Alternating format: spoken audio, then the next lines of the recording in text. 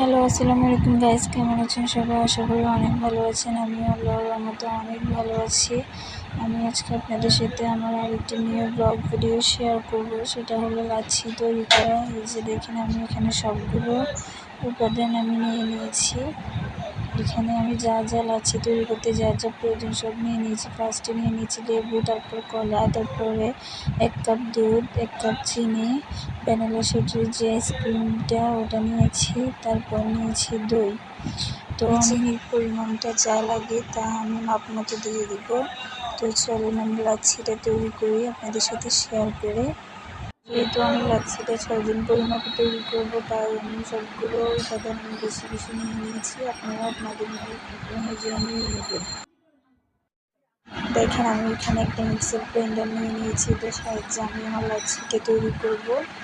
তো আমি এখানে একটা জগ নিয়ে নিয়েছি। লাচ্ছিটা তৈরি করে আমি আমার এই জগটার মধ্যেই রাখবো, তাই আমি বড় দেখে একটা জগ নিয়ে নিয়েছি। ফার্স্টে দিয়ে দিলাম কলা। যেহেতু আমি 6 জন পরিমাপে তৈরি করব, তাই আমি 3 বার করে, একবার অল্প অল্প করে তৈরি করে নেব। তাই আমি ফার্স্টে দিয়ে দিলাম কলা, তারপর 4 চামচ গুঁড়ো দুধ, 4 চামচ চিনি, 4 চামচ আইসক্রিম, 4 চামচ টক দই।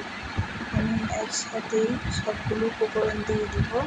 তারপর দিয়ে দিব আমি 1 পিস লেবুর রস, কারণ লেবুর রসটা লাচ্ছিতে দিতেই হবে, না দিলেও লাচ্ছিটা হবে না। তারপর দিয়ে দিলাম আমি 1 পিস লেবুর রস। তারপর লেবুর রসটা দিয়ে দেওয়া হয়ে গেলে আমার, তারপর দিয়ে দেবো আমি পানি। এই যে দেখুন, আমি পানিটা দিয়ে দিচ্ছি, এটা ছাড়া লাচ্ছি অসম্পূর্ণ। এই যে আমি পানিটা দিয়ে দিলাম। এরপর আমি মিক্সার গ্রাইন্ডারে ভালোভাবে ব্লেন্ড করে নেব, যাতে তাহলে গলা পাকা পাকা হয়ে না থাকে। গলাটা অনেকটা ব্লেন্ড করে গলা পাকা পাকা হয়ে থাকে। এই যে দেখেন, আমি ব্লেন্ড করে নিয়েছি একবার পুরো। এরপর আমি জলের মধ্যে ঢালে নেব। এই যে দেখেন, পুরো এই যে দেখেন, আমি সবগুলো লাচ্ছি আমি তৈরি করে নিয়েছি।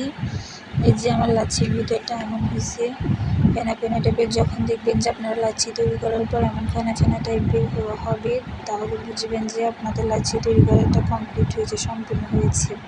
তো দেখেন, আমি এখানে একটা গ্লাসের মধ্যে আপনাদেরকে ঢেলে দেখাচ্ছি। কোনো দলা পেকে পেকে ছিল না, হয়েছিল না। এই যে দেখেন, একবারে পিওর পানি পানি পানি ছিল।